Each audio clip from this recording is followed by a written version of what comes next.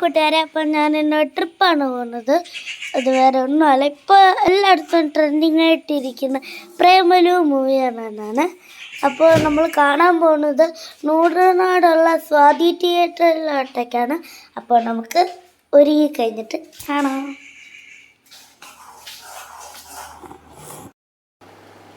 അപ്പോൾ ഞാൻ ഒരുങ്ങി കഴിഞ്ഞു. അപ്പോൾ ഇനി നമുക്ക് ഇറങ്ങാം. കമോൺ. ഹലോ കൂട്ടുകാരെ, അപ്പോൾ ഞങ്ങളിപ്പോൾ കഴിക്കാൻ വേണ്ടി കയറിയതാണ്. ഞാൻ മേടിച്ചത് ഒരു മുട്ടപ്പപ്സും കട്ട്ലറ്റും ആണ്. ഇന്നത് ഒരു ഐസ്ക്രീമും.